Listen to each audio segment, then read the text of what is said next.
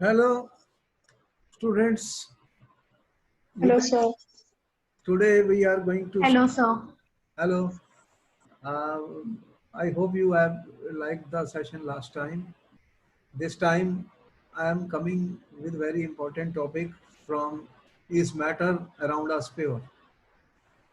We have been telling you that most of the substances which we experience in our everyday life, most of the substances which we are experiencing in our everyday life are not pure. But we told you most of the substances which you are using, they are not pure. Then what are they? I told you they are mixtures. They are mixtures. So what type of mixtures I told you? I told you there are two types of mixtures. One, heterogeneous mixtures. Heterogeneous mixtures. And the second one I told you, homogeneous mixtures. Homogeneous mixtures. Therefore, the today's topic is that we want pure substances. We want pure substances. We want to separate impurities and other things from the pure substances. Or if I have more than one component, then I want to separate the two components. Purity is very important in chemistry. So the topic today, as I said on the top, you see separating the components of a mixture means I have two types of mixtures, heterogeneous and homogeneous mixtures. And I want to separate the components of the mixture.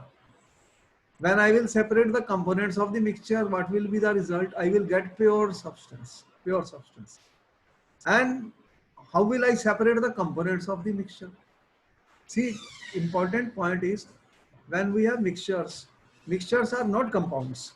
I told you what is the difference between mixture and compounds.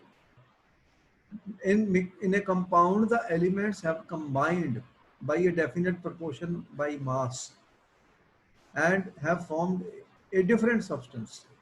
But in mixture, what is happening?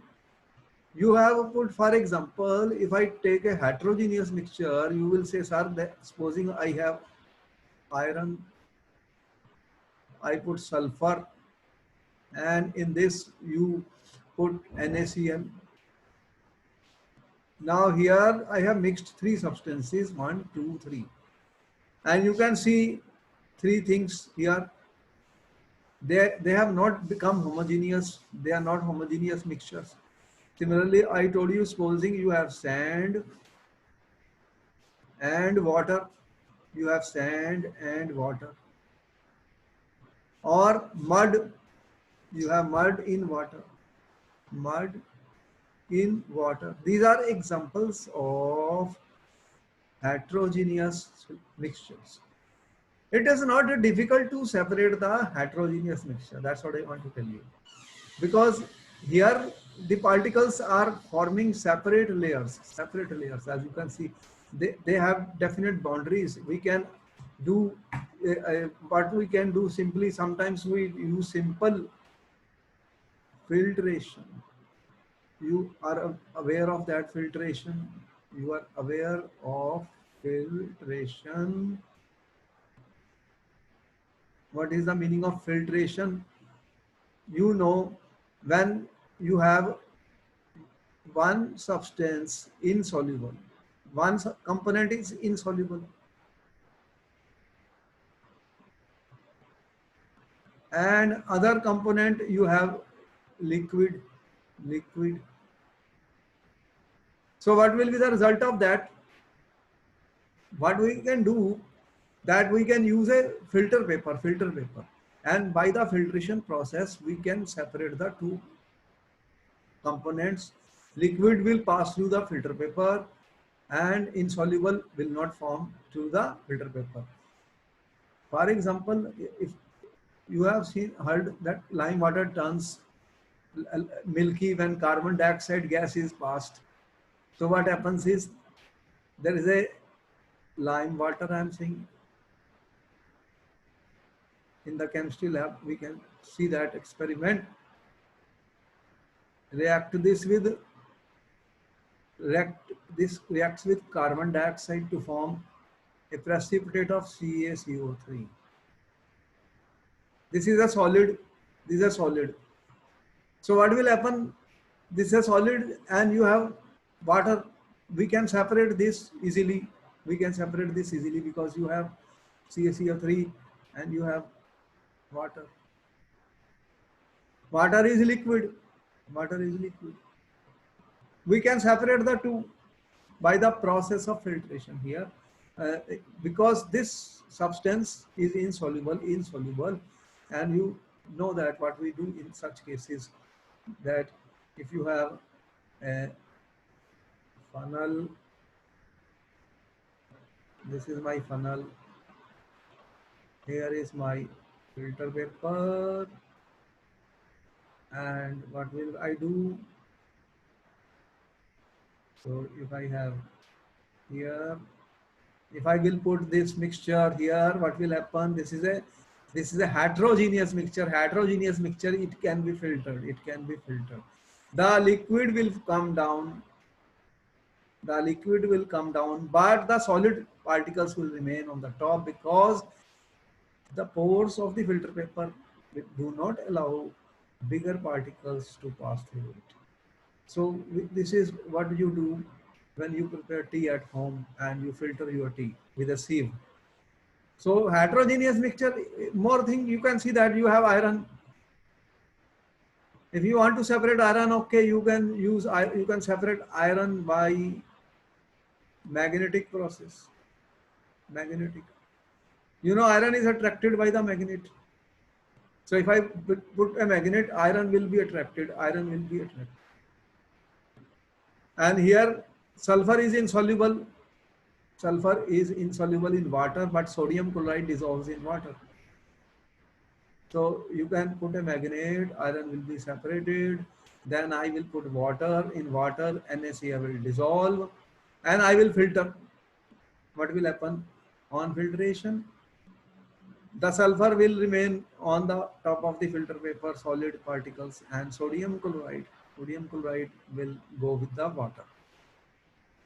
These are, what I said is that it depends on what type of mixtures we have. But one thing is very clear, that it is very easy to separate the heterogeneous mixture. But it is, the problem comes when we come to homogeneous mixtures. Homogeneous mixtures, you know, if I put sodium chloride in water, it dissolves. So if I have homogeneous mixture, then what I can do? If I have homogeneous mixture, and if you have a volatile liquid, if I have a volatile liquid, if I have a volatile liquid and non-volatile, I'm saying non-volatile solute. Solute means some solid is there which is non-volatile. So what will happen in such cases? I can see that volatile, you know what is the meaning of volatile, students? Those liquids which can evaporate,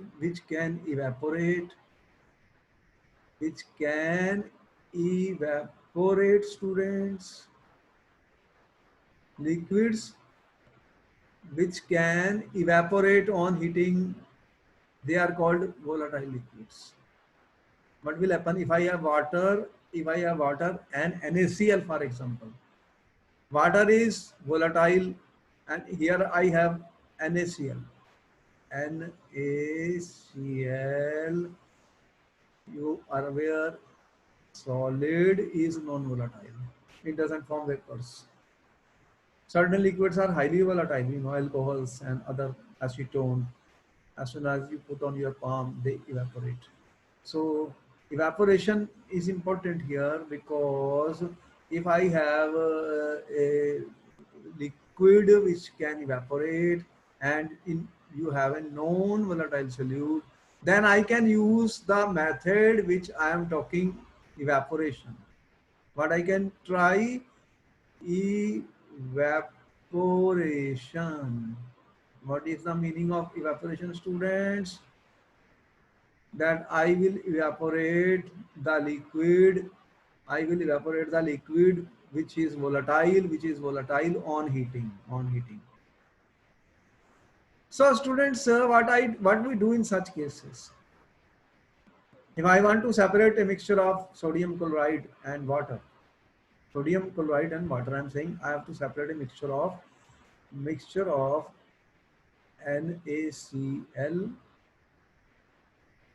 plus water. How will I separate this mixture? NaCl dissolves in water. NaCl dissolves, but NaCl is non-volatile. Water is volatile. Water can form water gas, water vapors on heating, students. So what I will do? In this case? Here I have shown a diagram of this. You can see that what we are doing. This is, you can see this is a china dish or evaporating dish.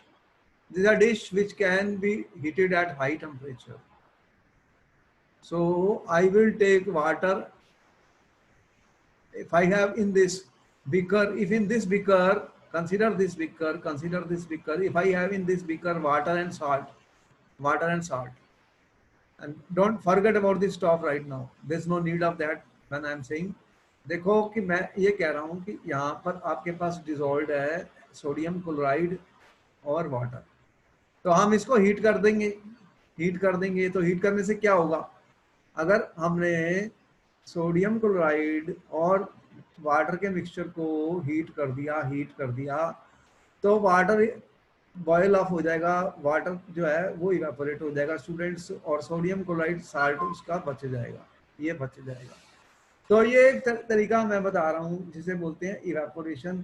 तो evaporation मैं use कर सकता हूँ उन cases में जहाँ पर कि एक लिक्विड है वो वोलाटाइल है और दूसरा कोई सब्सटेंस है मेरे पास जो कि नॉन वोलाटाइल है, तो उसका सॉलिड हमारे पास बच जाएगा। क्या होगा? बच जाएगा।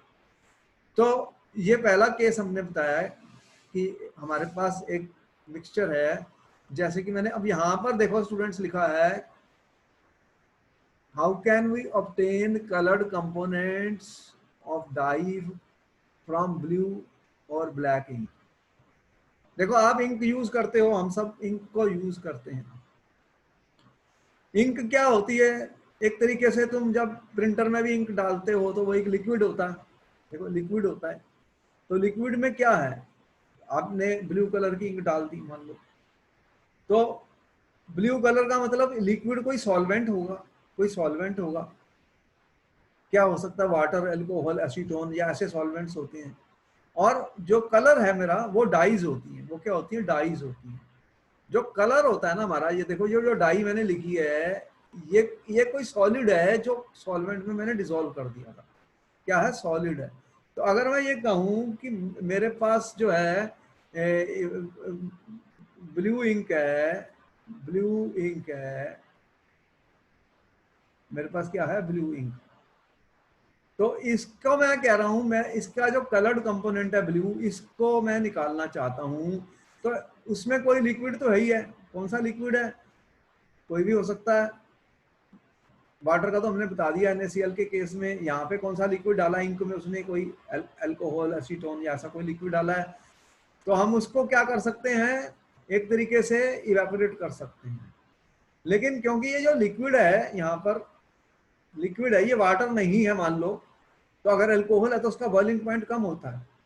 तो क्या है, अगर उसको मैं डायरेक्ट हीटिंग करूंगा अल्कोहल को, तो इट कैन कैच फायर। तो मैं उसको डायरेक्ट हीटिंग नहीं कर सकता क्योंकि इसका बॉइलिंग पॉइंट कम है। ये ज्यादा वोलाटाइल है, लिक्विड वोलाटाइल है। ये नॉन वोलाटाइल है, जो ब्लू पार्टिकल्स हैं इंक के, जो मैंने डाई कही है। तो इसके लिए हमने एक मेथड दिखाया आपको यहाँ पर कि इस लिक्विड को हम इवेपोरेट करेंगे। कैसे? हम नीचे पानी को गर्म करेंगे और पानी से जो स्टीम बनेगी, जो पानी से भाप बनेगी, वो इस लिक्विड को इवेपोरेट कर देगी। तो यहाँ पर हमने शो किया एक डायग्राम कि हम कैसे सेपरेट कर सकते हैं coloured component of dye from blue. देखो हमने क्या किया स्टूडेंट्स, ये आप देखिए कि ये एक बीकर है, इसके अंदर मैंने पानी लिया, ये वाटर है, मेरा वाटर है, इसके अंदर क्या है, वाटर है, ये बीकर है, केमिस्ट्री लैब में आपने देखा है। इसको मैंने हीट करना है, जब मैं हीट करूंगा तो वाटर बॉयल होगा। इसके ऊपर एक वॉश ग्लास रखी है, वॉश ग्लास के अंदर मैंने इंक डाल दी है, क्या डाला, इंक। आपके ब्लू कलर की इंक है या कि ब्लैक कलर की इंक है, उसको तुमने वॉश ग्लास में डाल दिया। अब यहाँ से बर्नर को मैंने ऑन कर दिया, केमिस्ट्री लैब में बर्नर मेरा ऑन हो गया, ये हीट हो रहा है। तो क्या होगा स्टूडेंट, स्लोली धीरे धीरे ये वाटर बॉयल करेगा और यहाँ पे स्टीम बनेगी, इस स्टीम से ये हीट अप होगा और ये जो लिक्विड है इसके अंदर एल्कोहल, एसीटोन या कोई भी चीज है, ये फिर इवेपोरेट हो जाएगी, ये इवेपोरेट हो जाएगी और बाद में क्या बचेगा, एक सॉलिड ब्लू कलर का, जो कि मेरी इंक थी, डाई थी।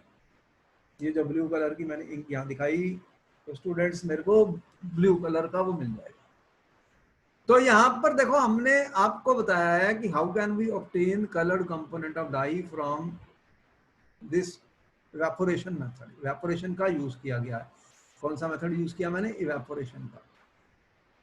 तो देखो कि हम केमिस्ट्री में ये बहुत इंपॉर्टेंट होता है कि आपके पास मिक्सचर्स हैं, उन्हें कैसे सेपरेट किया जाए।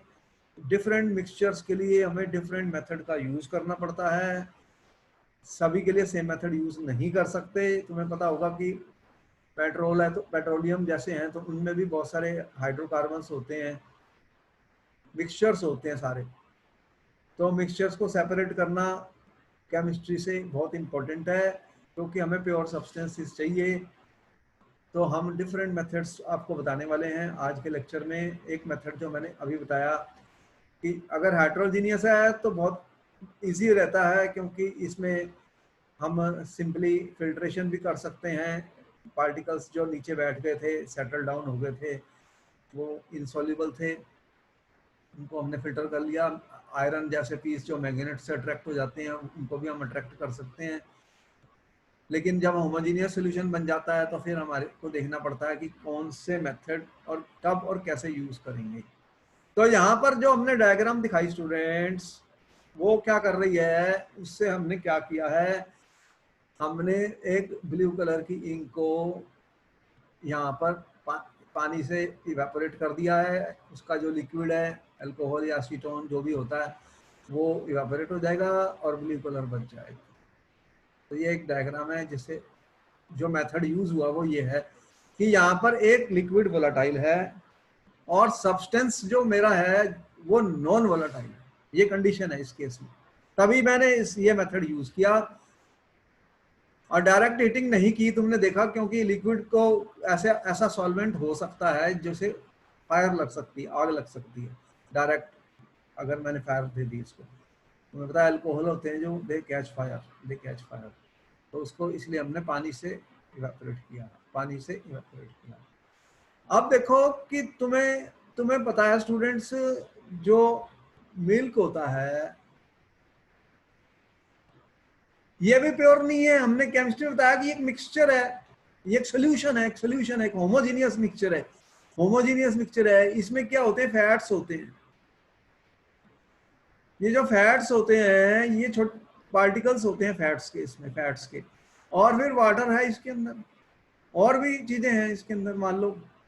तो फैट जो है ना, फैट क्या है, ये सॉलिड हमारा जो फैट है ये इसके अंदर डिजोल्व है वाटर के अंदर, ये फैट इसके अंदर डिजोल्व है, इसके अंदर पानी के अंदर, मिल्क के अंदर।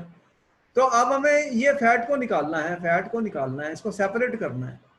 ये जो फैट को हम निकालते हैं इसे क्रीम कहा जाता है। तुम्हें पता है कि क्रीम कैसे निकालते हैं दूध से, how to separate cream from milk, ये इंपॉर्टेंट क्वेश्चन है एग्जाम के लिए हमारे। अगर तुमने कभी दूध की दुकान पे देखा है तो वो ये कहता है कि जो मिल्क के अंदर ना जो फैट के पार्टिकल्स है ना, उनको हम चर्निंग करते हैं। क्या करते हैं? चर्निंग करते हैं, बहुत हाई स्पीड से रोटेट करते हैं। देखो तुम लस्सी जब रिड़कती है तुम्हारी मम्मी, तो एक वो मदानी का यूज करते थे हम, मदानी से हम दूध को फेंटते रहते हैं बहुत हाई स्पीड से। तो क्या होता है कि ये जो मिल्क के पार्टिकल्स होते हैं, मिल्क के पार्टिकल्स होते हैं, ये सारे छोटे छोटे पार्टिकल इकट्ठे हो जाते हैं, इकट्ठे हो जाते हैं, इकट्ठे हो जाते हैं। तो ये क्या, तुमने देखा होगा वो मक्खन निकाल लेते हैं, हम मक्खन निकाल लेते हैं, मक्खन निकाल लेते हैं। तो ये जो प्रोसेस होती है स्टूडेंट्स, कि हम मिल्क को बहुत हाई स्पीड पे रोटेट कर देते हैं, हाई स्पीड पे रोटेशन दे देते हैं, और उससे जो फैट के पार्टिकल्स हैं वो इकट्ठे हो जाते हैं, वो इकट्ठे हो जाते हैं, और क्रीम से क्रीम बननी शुरू हो जाती है। तो उसको हम निकाल लेते हैं। इस प्रोसेस को कहते हैं स्टूडेंट्स सेंट्रीफ्यूज। तो सेंट्रीफ्यूज किया मैंने, क्या किया? सेंट्रीफ्यूगेशन एक प्रोसेस है। मैंने क्या कर लिया कि मिल्क की सेंट्रीफ्यूगेशन कर दी। उससे क्या हुआ, ये बहुत हाई स्पीड में मैंने घुमा दिया। देखो होता क्या है, जैसे कि ये एक मेरे पास बनी हुई है कोई ट्यूब, इसके अंदर मेरे पास एक लिक्विड है। अब क्या करता हूं, इस लिक्विड में फैट है, कुछ पार्टिकल्स हैं जो मोटे हैं। तो इसको मैं बहुत हाई स्पीड से रोटेशन देता हूँ। एक मशीन होती है सेंट्रीफ्यूगल मशीन, इसे बहुत हाई स्पीड पे मैं रोटेशन देता हूँ, बहुत हाई स्पीड पे ये घूमती है मशीन। केमिस्ट्री लैब में है हमारे पास, सेंट्रीफ्यूगेशन मशीन है केमिस्ट्री लैब में, देखना। वो जब प्रेसिपिटेट्स बन जाती हैं ना सॉलिड टेस्ट ट्यूब में, तो हम उनको सेपरेट करने के लिए सेंट्रीफ्यूगेशन करते हैं। तो क्या करते हैं, मशीन को बहुत हाई स्पीड से मशीन को हम घुमा देते हैं। उससे क्या होगा कि बहुत हाई स्पीड पे ये घूमा घूमा घूमा, हाई स्पीड पे बहुत हाई रोटेशन दी मैंने, हाई रोटेशन दी। तो डेंसर पार्टिकल्स जो होते हैं, डेंसर पार्टिकल, ये जो फैट वाले पार्टिकल्स हैं स्टूडेंट्स, फैट वाले जो पार्टिकल है मेरे, कहाँ गया ये मेरा फैट है, ये डेंसर होते हैं। क्या होते हैं? डेंसर होते हैं। फैट के पार्टिकल क्या हैं? डेंसर हैं, डेंसर हैं। कौन से? ये फैट वाले, ये फैट के पार्टिकल्स हैं, ये डेंसर हैं। तो इनकी डेंसिटी ज्यादा है। जब इनकी डेंसिटी ज्यादा है तो क्या होगा स्टूडेंट्स, जब मैं बहुत हाई स्पीड पे इनको रोटेट करूंगा तो ये नीचे बैठ जाएंगे, यहाँ पे ये नीचे बैठने शुरू हो जाएंगे। तो इस तरह से वो नीचे बैठ जाएंगे और ऊपर हमारा लिक्विड रह जाएगा, ये पानी पानी ऊपर रह जाएगा और नीचे ये आ जाएगा। ये जब प्रेसिपिटेट्स को हम सेपरेट करते हैं केमिस्ट्री लैब में, हमारे पास एक मशीन होती है, उसे बोलते हैं सेंट्रीफ्यूगल मशीन। तो सेंट्रीफ्यूगल मशीन से हम इनको सेपरेट कर सकते हैं। इस प्रोसेस को कहते हैं सेंट्रीफ्यूगेशन। तो अब ये क्वेश्चन इंपॉर्टेंट है, how will you separate cream from the milk? Students आपको समझ में आया? देखो यहाँ पर हम कह रहे हैं how can we separate cream from milk? Students they are separated by centrifugation। Exam में क्या लिखना है? they are separated by centrifugation and the principle, वो पूछता है, ये पेपर में ये पूछा था, what is the principle of centrifugation?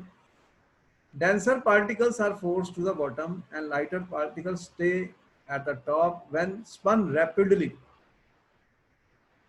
तो बहुत हाई स्पीड से हम इसको, बहुत हाई स्पीड पे इसको स्पन करते हैं। तो क्रीम हमारे को मिल जाएगी दूध से। आप कभी भी जो मिल्क वाले दूध क्रीम बनाते हैं उनको कभी सुबह जाके देखना वो कैसे बनाते हैं। इस तरह से उनके पास कोई मशीन होगी जिसे वो बहुत तेजी से घुमाएंगे, और उससे, ये इंपॉर्टेंट क्वेश्चन है स्टूडेंट्स, क्योंकि जो आप दूध मार्केट से खरीद रहे हो उस पर लिखा होता है फुल क्रीम टोन, तो आपको पूछता है फुल क्रीम चाहिए या टोन। तो फुल क्रीम मतलब उसमें क्रीम ज्यादा है, उसमें फैट ज्यादा है ना स्टूडेंट, ये फैट ज्यादा है। देखो गाय का दूध होता है, भैंस का दूध होता है, जो भैंस वाली है ना फैट उसमें ज्यादा है, फैट ज्यादा है। तो उससे ज्यादा हमें क्रीम मिल जाती है जिसमें फैट ज्यादा है। तो देखा होगा उसकी कॉस्ट भी ज्यादा है। जब मार्केट से आप लेते हो अमूल के या किसी भी कंपनी के, तो आपको पता लग जाता है कि डिफरेंट अमाउंट ऑफ फैट होती है। क्या डिफरेंट होती है? डिफरेंट अमाउंट ऑफ फैट होती है। फैट क्या होती है? मैंने बताया ऐसे पार्टिकल्स हैं जो कि मिल्क में जो वाटर है उसके अंदर डिस्ट्रीब्यूटेड हैं, डिस्पर्स्ड हैं, और हम एक तरीके से, ये कोलाइडल सोल्यूशन होता है, कोलाइडल सोल्यूशन होता है मिल्क। तो जब हम हाई स्पीड पे रोटेट करेंगे तो वो सेपरेट हो जाएगी, क्रीम बन जाएगी। फिर क्रीम को हम सेपरेट कर लेते हैं। और देखो तुम सेंट्रीफ्यूजेशन को घर में भी यूज कर रहे हो। आपकी जो वॉशिंग मशीन चलती है, वॉशिंग मशीन होती है, उसको देखा है ना, उसके अंदर रोटेशन होती है कपड़ों की बहुत तेजी से, तो कपड़ों का पानी बाहर निकल जाता है, कपड़े सिकोड़ देता है वो कपड़े। जब कपड़े आप वॉश करते हो वॉशिंग मशीन में, तो उसमें सेंट्रीफ्यूज लगा हुआ है, अंदर खोल के देखो वो रोटेट करती है बहुत हाई स्पीड से, हाई स्पीड रोटेशन उसमें होती है। तो ये इन्हें चर्नर कहते हैं, चर्नर कहते हैं। तो हम इससे क्रीम निकाल सकते हैं, क्योंकि इनको फिल्ट्रेशन से हम नहीं निकाल सकते, क्योंकि कोई सॉलिड नीचे बैठे नहीं थे। तो ऐसे केसेस में जहाँ फिल्ट्रेशन नहीं हो पा रही, जो फैट के पार्टिकल्स हैं, फैट के पार्टिकल हैं, वो डिजोल्व है मिल्क के अंदर, तो उनको हमने सेंट्रीफ्यूज करके अलग निकाल लिया, उसे ही क्रीम कहते हैं। उसे क्या बोलते हैं? क्रीम कहते हैं। तो अच्छा, अब आगे चलते हैं। फिर हमारे को पता लग गया कि हम सेपरेशन कर रहे हैं। हम क्या कर रहे हैं स्टूडेंट्स, कि हम सेपरेशन कर रहे हैं। तो अभी आपने देखा कि मैंने एक सेपरेशन की है। मैंने जब कहा कि एक volatile liquid, non volatile solid, आपने कहा इवेपोरेशन कर देंगे सर। मैंने कहा ठीक है, कर दो। देखो एग्जाम में पूछेगा भाई ये लो मिक्सचर है, इसको सेपरेट करो, एक क्वेश्चन आएगा पक्का। तो हमें पता होना चाहिए कि कौन सा मेथड यूज होना है। अब मैंने कहा कि डाइज हैं, तो इसमें से डाई निकाल दो, ब्लैक डाई।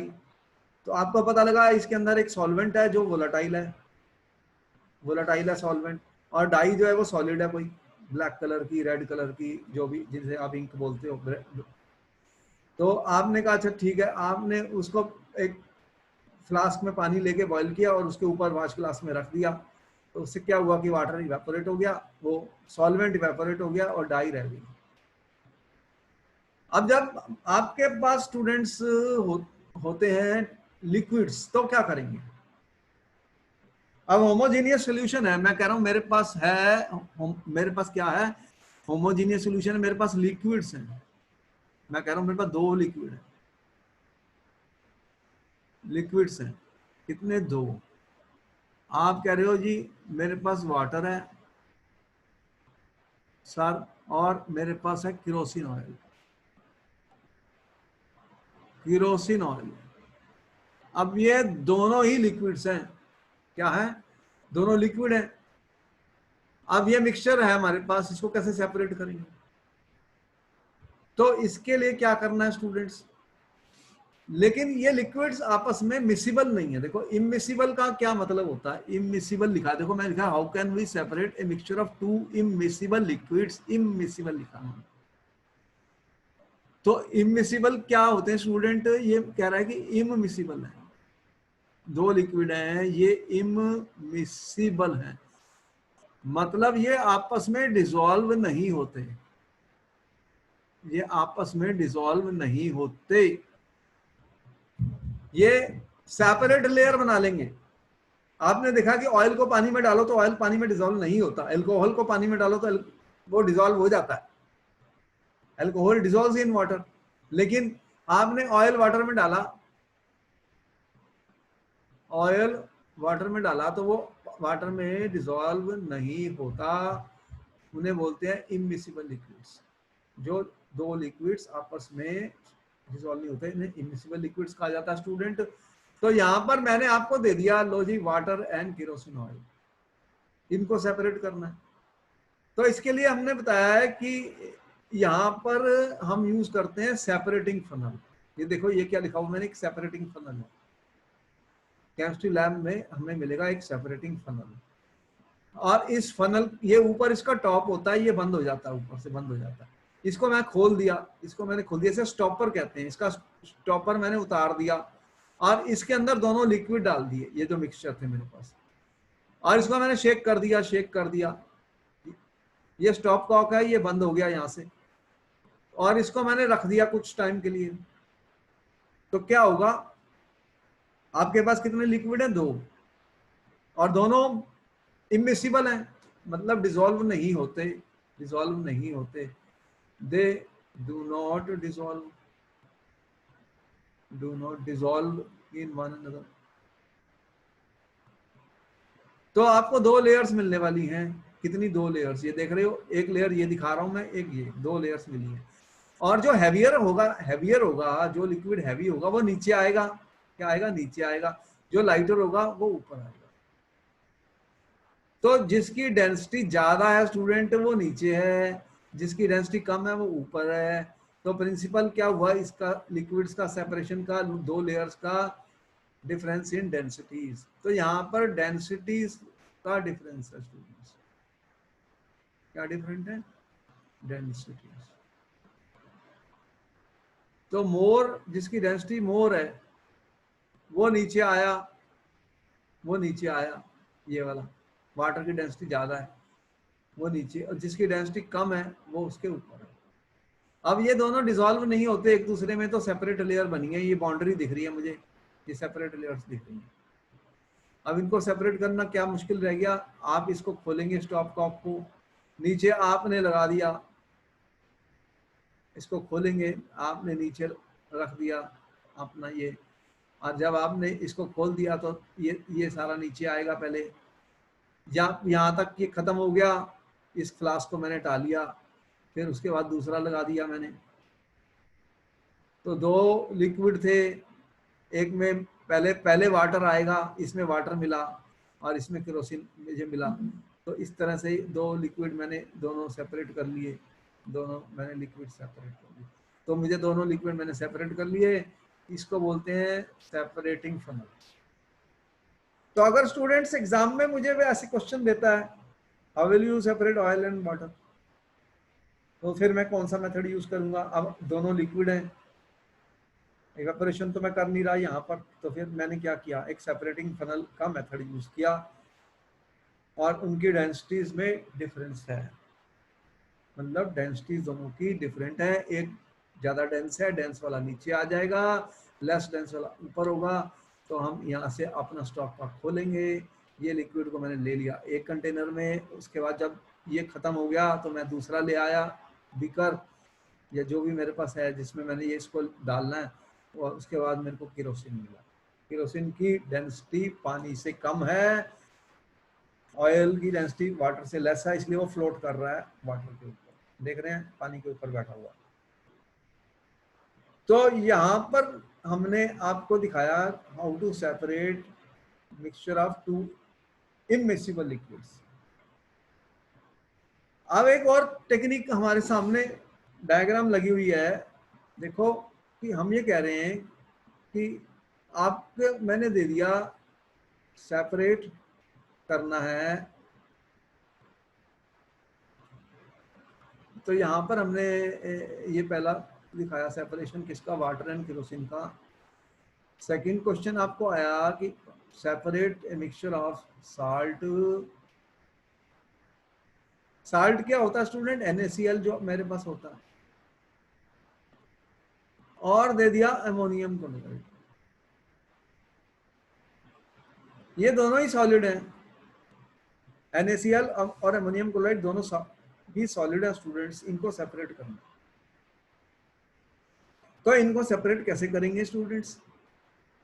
देखो पानी में तो दोनों ही डिजोल्व हो जाएंगे, फिर क्या करूंगा? ये भी पानी में डिजोल्व हो जाएगा, ये भी हो जाएगा। लेकिन यहाँ पर एक खास चीज है, हमें पता है स्टूडेंट्स, तुम्हें पता है ऑलरेडी, हमने बताया था, एक प्रोसेस बताया था। कुछ कुछ कंपाउंड्स ऐसे होते हैं जो सब्लिमेशन, जिनकी सब्लिमेशन हो जाती है। क्या होती है? सब्लिमेशन हो जाती है स्टूडेंट्स। कुछ ऐसे कंपाउंड्स होते हैं जिनकी क्या होती है? सब्लिमेशन। सब्लिमेशन क्या होती है तुम्हें पता है कि कुछ ऐसे कंपाउंड्स हैं जो directly on heating are converted into gas. जैसे मैंने बताया था कैम्फर। कैम्फर का आपको पता ही है, आप कहाँ यूज करते हो? वो जो एक कैम्फर सा होता है, जब आप कोई हवन वगैरह करते हो तो उसमें उसको जलाते हो, बड़ी अच्छी खुशबू आती है कैम्फर से, तो वो सीधा गैस में चले जाता है। और आपने नेफ्थलीन बॉल्स का सुना था, जो आप एज ए फ्रेग्रेंस यूज करते हो होम्स में। ये चीजें सब्लाइम हो जाती हैं। यहाँ पर अमोनियम क्लोराइड जो है ना स्टूडेंट्स, ये सब्लाइम कर जाता है, इट कैन अंडरगो सब्लिमेशन, किसका? NaCl का। और NaCl का सब्लिमेशन नहीं होता स्टूडेंट, देखो ये NaCl है। तो हम अब ऐसा कुछ करेंगे, क्या करेंगे, सब इनको सेपरेट करने के लिए हम सब्लिमेशन का यूज करेंगे।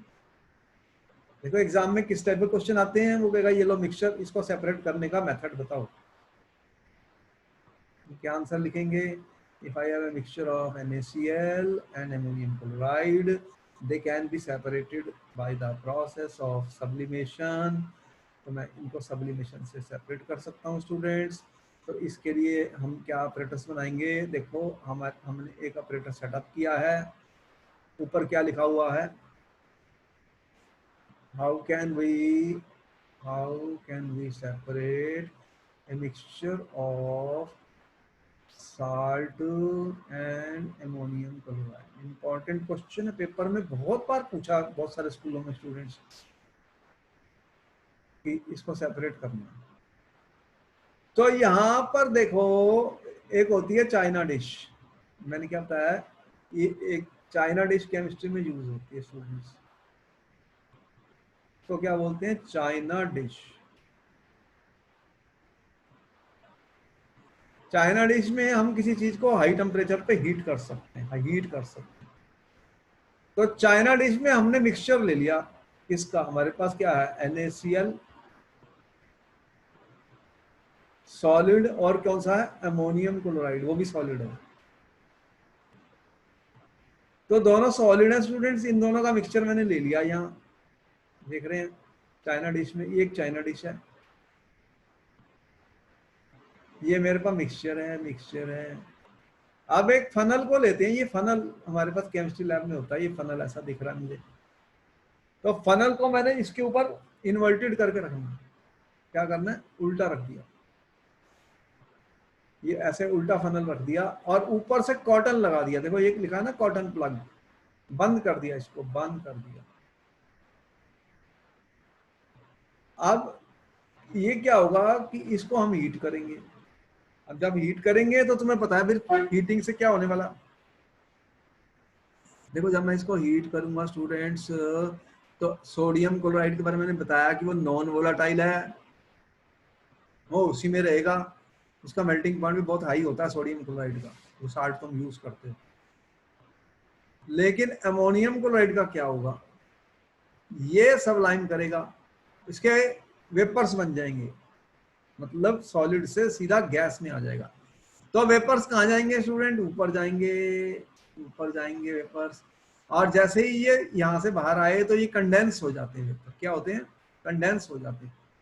तो कंडेंस होने के बाद क्या होते हैं? सॉलिड, सॉलिड की फॉर्म में यहाँ पर वो स्टिक कर जाएंगे, ये फनल की साइड्स पर ये स्टिक कर जाएंगे, जो उनके वेपर्स होंगे। क्योंकि यहाँ पे बहुत गर्म है, गैस बनी, गैस ऊपर आई, यहाँ ठंडी हो गई गैस, तो वो वापस सॉलिड बन गया। किस चीज का? Ammonium chloride. और वो यहाँ पे डिपॉजिट होता रहेगा। और जब यहाँ से चले गया, फनल को मैं निकाल लूंगा, और फिर फनल से स्क्रैच करके अमोनियम क्लोराइड और NaCl को सेपरेट कर लूंगा। तो ये स्टूडेंट हमने जो दिखाई आपको सेपरेशन, किसकी दिखाई? साल्ट और अमोनियम क्लोराइड की। तो ये कौन सा मेथड मैंने यूज किया? सब्लिमेशन। और जो दो लिक्विड्स थे, ये दो इमिसिबल लिक्विड थे स्टूडेंट, इसके लिए मैंने कौन सा मेथड यूज किया है? Separating funnel. देख रहे हो एक सेपरेटिंग फनल है, तो इससे मैंने दोनों लिक्विड को वापस अलग से निकाल लिया। मोर डेंस लिक्विड नीचे आएगा, water is heavier than oil, kerosene oil पानी से हल्का है, तो ये ऊपर फ्लोट करेगा स्टूडेंट्स। तो इस तरह से मैं इन दोनों की सेपरेशन कर लेता हूँ। और यहाँ पर हमने यूज किया सब्लिमेशन का। तो सब्लिमेशन से मैंने क्या किया? इन दोनों को सेपरेट कर लिया। तो यहाँ हमें समझ में आया कि केमिस्ट्री में ये बहुत इंपॉर्टेंट होता है कि मिक्सचर्स जो कंपाउंड्स के हैं उनको हम सेपरेट करने में कामयाब हो जाएं और कोई मेथड यूज करें। अब आगे चलते हैं, कुछ और मेथड देखते हैं स्टूडेंट्स।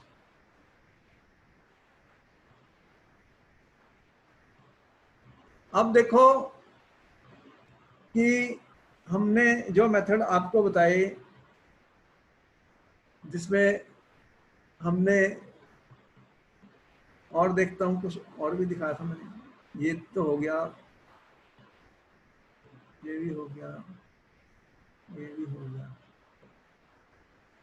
और अच्छा पहले इसको देख लेते हैं।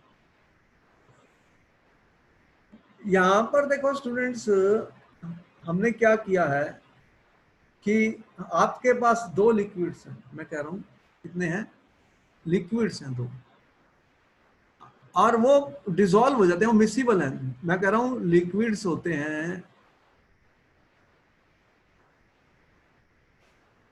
जो मिसिबल हैं स्टूडेंट्स।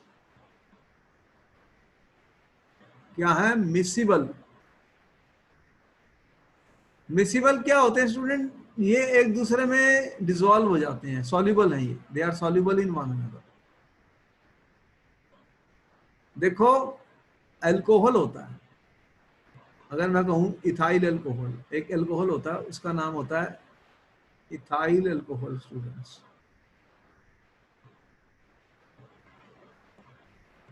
एल्थाइल अल्कोहल होता है और एक वाटर होता है, ये दोनों का मिक्सचर है मेरे पास, दोनों आपस में डिसॉल्व हो जाते हैं। तो मैं सेपरेटिंग फनल का यूज नहीं कर सकता, यहाँ पे सेपरेटिंग फनल नहीं लगा सकता क्योंकि ये सॉल्युबल है, एक दूसरे के अंदर डिसॉल्व हो गए हैं। लेकिन इनके बॉइलिंग पॉइंट्स अलग होते हैं। क्या होते हैं? बॉइलिंग पॉइंट्स में फर्क होता है।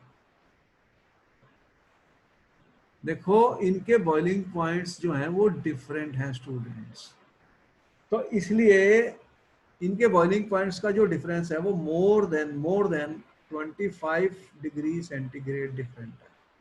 कितना डिफरेंट है? More than 25 degree centigrade. ये मान लो अल्कोहल 56 डिग्री पे बॉयल होता है तो वाटर 100 डिग्री पे बॉयल होता है। तो इनका मतलब कि इथाइल अल्कोहल जो है उसके वेपर पहले बनेंगे, अगर मैं हीट करूं दोनों को तो ये पहले बॉयल होगा, तो किसका बॉइलिंग पॉइंट कम है? इसका बॉइलिंग पॉइंट कम है, इसका बॉइलिंग पॉइंट कम है, तो ये पहले बॉयल होगा स्टूडेंट्स, वाटर बाद में बॉयल होगा। तो इस प्रोसेस को कहते हैं डिस्टिलेशन। जब दो लिक्विड्स के अंदर बॉइलिंग पॉइंट डिफरेंट हैं और वो मिसिबल हैं और बॉइलिंग पॉइंट का difference greater than 25 degree Celsius है, तो उस प्रोसेस को हम कहते हैं डिस्टिलेशन। क्या नाम है इसका? Distillation students. तो यहाँ पर आप देख रहे हैं कि मैं एक अपरेटस लगाया है डिस्टिलेशन का, इसमें मैं हीट करूंगा, किसको हीट करूंगा? मिक्सचर को। तो हीटिंग में पहले ये बॉयल होगा, इसके वेपर्स बनेंगे, जब इसके वेपर बनेंगे तो अभी वाटर के वेपर नहीं बने क्योंकि वाटर का बॉइलिंग पॉइंट इससे बहुत ज़्यादा है, 100 है, ये मान लो 56 है, तो पहले ये वेपर बनाएगा, फिर इसके वेपर्स को हम कंडेंस कर लेते हैं स्टूडेंट, कंडेंस कर लेते हैं। क्या करते हैं? पानी से ठंडा कर लेते हैं जिससे कि वापस लिक्विड बन जाता है, वापस लिक्विड बन जाता है। तो वेपर बने, कोल्ड वाटर के थ्रू वेपर्स को पास कर दिया तो फिर वेपर से वापस लिक्विड बन गया। तो इस तरह से दोनों लिक्विड सेपरेट हो जाते हैं और इस प्रोसेस को बोलते हैं डिस्टिलेशन। यहां पर हमने आपको शो किया है एक मिक्सचर है हमारे पास एसीटोन और वाटर का। क्या शो किया? क्वेश्चन ये आया पेपर में, how will you separate mixture of, मेरे पास कौन सा है? Acetone and water. इन दोनों के बॉइलिंग पॉइंट में बहुत डिफरेंस होता है। एसीटोन का बॉइलिंग पॉइंट पानी से बहुत कम है स्टूडेंट्स। तो आपको पता ही है बहुत वोलाटाइल होता है एसीटोन। आपको पता है नेल पॉलिश रिमूवर हो, जब उसमें वगैरह ऐसे सॉल्वेंट आप यूज करते हो, हाथ में ठंडा ठंडा लगता है अगर एसीटोन डाल दूंगा। तो एसीटोन देखो कि यहाँ पर मेरे पास एक राउंड बॉटम फ्लास्क, इसको बोलते हैं राउंड बॉटम फ्लास्क। इसके अंदर मैंने लिया mixture of the two liquids, mixture of the two liquid. यहाँ पे थर्मामीटर है जिसे टेम्परेचर मैं नोट कर लूंगा, पता लग जाएगा कितना टेम्परेचर हुआ है जब मैं इसको हीट करूंगा। और ये एसीटोन के वेपर पहले बनेंगे स्टूडेंट, तो इसके वेपर बन के ये यहाँ से जाएंगे, यहाँ से जाएंगे, और यहाँ पे देख रहे हैं कि एक जैकेट है जिसमें पानी जा रहा है, कोल्ड वाटर इन और ये कोल्ड वाटर आउट। ये ठंडा कर रहा है, ये ट्यूब जो है ना जिसमें से एसीटोन निकल रहा है उसको ठंडा कर रहा है ये कोल्ड वाटर। कोल्ड वाटर, तो हम कोल्ड वाटर को कनेक्ट कर देते हैं इन, ये आउट, ये इन है वाटर, ये आउट है। तो इस तरह से पानी से ये वेपर ठंडे होते रहते हैं। यहाँ पे ये गैस बन गया, वेपर बन गए, और वेपर का फिर ये लिक्विड बन गया, यहाँ पर लिक्विड बन गया, कंडेंसेशन हो गई और मैंने कलेक्ट कर लिया, कलेक्ट कर लिया। क्या मिला मुझे? एसीटोन, और इसके अंदर मेरे पास है वाटर। तो इस प्रोसेस को बोलते हैं स्टूडेंट डिस्टिलेशन। क्या बोलते हैं? डिस्टिलेशन कहा जाता है। अब ऐसे भी लिक्विड होते हैं स्टूडेंट्स जिनका बॉइलिंग पॉइंट 25 डिग्री से कम डिफरेंट है, तो उनका बॉइलिंग पॉइंट का डिफरेंस 25 डिग्री से कम है। मैं ये कह रहा हूं अगर मेरे पास लिक्विड्स हैं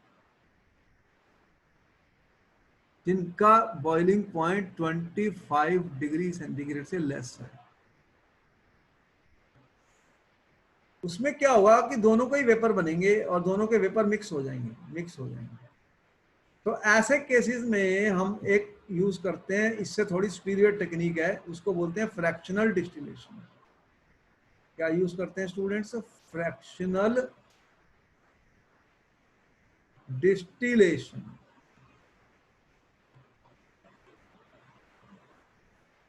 तो फ्रैक्शनल डिस्टिलेशन में मैंने क्या किया है कि देखो ये डिस्टिलेशन फ्लास्क है, इसके ऊपर एक कॉलम लगा दिया मैंने, कॉलम लगा दिया, इसको बोलते हैं फ्रैक्शनेटिंग कॉलम। फ्रैक्शनेटिंग कॉलम देख रहे हैं, ये फ्रैक्शनेटिंग कॉलम लगा दिया, उसके अंदर कुछ बीड्स होती हैं, बीड्स होती हैं ऐसे।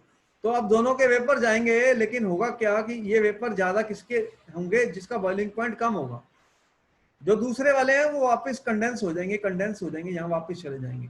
तो जिसका बॉइलिंग पॉइंट कम है वो ऊपर जाएगा, ऊपर जाएगा। जिसका बॉइलिंग पॉइंट कम है वो ऊपर गया, जिसका थोड़ा ज्यादा है वो नीचे रह गया, यहीं पे कंडेंस होता रहा, वापस गिर गया, वापस गिर गया। तो कम बॉइलिंग पॉइंट वाले ऊपर जाएंगे और फिर यहाँ से कंडेंस होके हम उनको सेपरेट कर लेंगे। यहाँ पे आ गया फिर हमारे पास। तो सिर्फ एक ही चीज मैंने की, इसमें एक फ्रैक्शनेटिंग कॉलम ऐड कर दिया, ये वाला, ये जो ऊपर दिख रहा है। तो इससे क्या हुआ, क्योंकि इनके बॉइलिंग पॉइंट बहुत ही नियर थे, सिर्फ थोड़ा ही डिफरेंस था, कितना? 25 डिग्री से कम डिफरेंस था, 10 डिग्री 15 डिग्री ऐसे है। तो ऐसे लिक्विड को सेपरेट करने के लिए हम डिस्टिलेशन को इम्प्रूव कर दिया हमने। ये जो डिस्टिलेशन की प्रोसेस थी, डिस्टिलेशन, ये मेरी डिस्टिलेशन है, इसको मैंने इम्प्रूव कर दिया कि इसमें फ्रैक्शनल डिस्टिलेशन, इसे बोलते हैं फ्रैक्शनल डिस्टिलेशन। ये कॉलम ऐड कर दिया इसमें, इस देखो इसके ऊपर नहीं लगा हुआ, ये यहाँ पे मैंने इसके ऊपर वो लगा दिया, ये सेम है, ये सेम है जो ये है, तो ऐसे कॉलम लगा दिया। तो फिर दोनों लिक्विड को मैं सेपरेट करने में कामयाब हो गया, इसे बोला फ्रैक्शनल डिस्टिलेशन स्टूडेंट्स। अब और देखते हैं और क्या है। अब देखो कि एक और मेथड बता रहा हूँ, जो मिक्सचर्स होते हैं ना, ऐसे मिक्सचर होते हैं, जैसे तुमने कहा जी मेरे पास येलो, सर ये मेरे पास है ब्लैक इंक है, तुम कह रहे हो मेरे पास एक ब्लैक इंक है, कौन सी है? Black ink. ये जो स्केच पेन में यूज करते हो ना, स्केच पेन में, लेकिन ये जो ब्लैक इंक होती है ना, इसके अंदर भी कुछ और भी इंक होती है, ये सिर्फ ब्लैक नहीं है, मुझे तो ब्लैक दिख रही थी, तो इसके अंदर कुछ और कंपोनेंट्स भी हैं। ये सिंगल कलर नहीं है एक्चुअली में, इसके अंदर और भी कलर्स हम ये कह रहे हैं। तो मैंने यहाँ पे क्या लिखा है? Is the dye in black ink a single colour? Answer no, वो सिंगल कलर की नहीं होती, उसमें एक से ज्यादा कलर होते हैं, लेकिन वो मिक्स हुए पड़े हैं, इसके अंदर मिक्स हुए पड़े हैं। तो इनको हम सेपरेट करने के लिए एक टेक्निक का यूज करते हैं, एक टेक्निक का यूज करते हैं, उसे बोलते हैं स्टूडेंट्स क्रोमैटोग्राफी।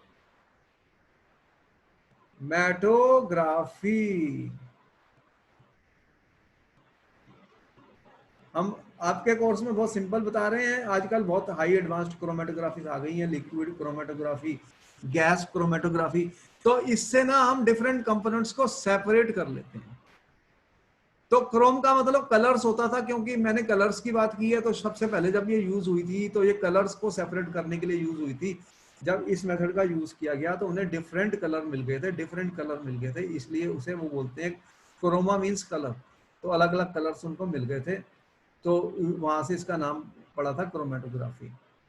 तो जो सोल्यूट्स होते हैं वो जो डिसॉल्व हो जाते हैं सॉल्वेंट में, उनको हम सेपरेट कर सकते हैं इस मेथड से। तो यहाँ पर हमने एक ऑपरेटर्स दिखाया है आपको स्टूडेंट्स। देखो यहाँ पर एक पेपर है, ये एक स्ट्रिप है पेपर की। ये क्या है मैंने क्या यूज किया है कि एक पेपर होता है, स्पेशल पेपर होता है, इसे बोलते हैं क्रोमेटोग्राफिक पेपर। ये एक क्रोमेटोग्राफिक पेपर मैंने दिखाया आपको, एक स्पेशल पेपर होता है। इसके ऊपर क्या करते हैं, हमने एक लाइन डाल दी, यहां पर हमने ब्लैक इंक डाल दी, ब्लैक इंक का एक स्पॉट लगा दिया। क्या लगा दिया? ब्लैक इंक का स्पॉट। आपके स्केच पेन में जो ब्लैक इंक है ना, मैंने वो उसका एक ड्रॉप यहां लगा दिया और इसको मैंने ड्राई कर लिया। अब इसको मैंने क्या किया कि एक सिलेंडर होता है केमिस्ट्री लैब में, इसे बोलते हैं ग्रेजुएटेड सिलेंडर। जैसे ये देख रहे हैं, ऐसा सिलेंडर है। तो मैंने इसको क्या किया, एक सिलेंडर लिया, यहाँ पे मैंने एक सिलेंडर ले लिया स्टूडेंट। ऐसे एक सिलेंडर होता है केमिस्ट्री लैब में, ये है मेरे पास सिलेंडर केमिस्ट्री लैब में। और इसमें मैंने क्या किया, पानी डाल दिया। क्या डाल दिया? पानी। यहाँ पे मैंने क्या डाल दिया स्टूडेंट्स? वाटर। ये मेरे पास H2O है, वाटर है। देख रहे हो कि ये इसको टच कर रहा है फिल्टर पेपर को, ये टच कर रहा है पानी यहाँ पर। तो होता क्या कि ये वाटर जो होता है ना, ये राइज करता है इसके अंदर, वाटर ऊपर ऊपर जाता है। वाटर क्या करेगा, फिल्टर पेपर जो होता है ना, ये क्रोमेटोग्राफिक फिल्टर पेपर है, ये पानी को खींच लेता है ऊपर। जब पानी ऊपर जाएगा स्टूडेंट्स, तो ये जो इंक है ना, ये भी ऊपर चलेगी। लेकिन अगर इसमें तीन तीन कलर्स की इंक थी, अगर 3 कलर्स की इंक थी, तो क्या होगा कि ऐसे हमें 3 डिफरेंट कलर्स की स्ट्रिप्स मिल जाएंगी, सेपरेट हो जाएंगे। तो 3 कलर थे मेरे पास, मान लो इसके अंदर, अगर इसके अंदर 3 कलर थे, तो वो तीनों कलर मुझे यहाँ पर मिलेंगे। तो जैसे एक ग्रीन कलर है स्टूडेंट, मान लो ग्रीन है इसके अंदर, तो वो भी आ गया मेरे पास। ब्लू है, तो कोई और कलर भी इसके अंदर है जैसे, तो ये ऐसे, एक तुम ब्लैक ही कह रहे हो, तो ऐसे अगर इसमें 3 कलर मिक्स थे स्टूडेंट्स, तो 3 कलर की अलग अलग बैंड्स बन जाते हैं, वो तीनों चीजें सेपरेट हो जाती हैं। मैं कह रहा हूं ये 3 डिफरेंट सल्यूट्स थे, मैं ये कह रहा हूं इसमें 3 डिफरेंट सल्यूट्स थे स्टूडेंट्स, और उनका 3 डिफरेंट कलर्स थे, 3 डिफरेंट कलर्स थे। क्या थे? 3 डिफरेंट कलर्स थे स्टूडेंट्स। तो वो 3 डिफरेंट कलर वाले मुझे यहां पर आ गए, 1 2 3। जो सबसे ज्यादा एड्सॉर्ब होता है फिल्टर पेपर पे, वो पहले यहाँ पे मिला, वो कम एड्सॉर्ब हुआ फिल्टर पेपर पे, ये उससे कम हुआ। तो अब इस तरह से हमने तीनों कंपोनेंट्स को सेपरेट कर लिया। इसी को बोलते हैं क्रोमेटोग्राफी। क्या लिखा हुआ है यहाँ पर students? Process of separation of components of a mixture is known as chromatography. It was used first for the separation of colors. So the name given is chrome. Chrome का मतलब होता है कलर्स, तो इसलिए इसका नाम क्रोमेटोग्राफी रखा गया।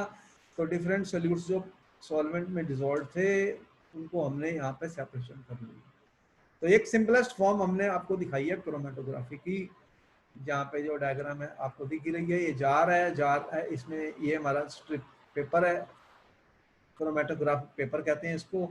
ये वाटर है, वाटर और पेपर टच कर रहे हैं। ये स्पॉट जो मैंने लगाया था इंक का, ये धीरे धीरे ऊपर चढ़ेगा। तो ये सारे कंपोनेंट्स, अगर इसमें 2 कंपोनेंट है तो दो बनेंगे निशान, 3 है तो ये 3 पार्ट में स्प्लिट हो जाएंगे, 3 कलर्स मुझे दिखेंगे बाद में। तो इस तरह से हमने सेपरेट कर लिए मिक्सचर्स को बाय डिफरेंट मेथड स्टूडेंट। तो मैं समझता हूँ तुम्हें ये लेक्चर अच्छा लगा होगा। अब मैं तुम्हें मिलता हूँ नेक्स्ट क्लास में। Bye bye, I will see you in my next class. Thank you, sir. Thank you, okay sir. Okay.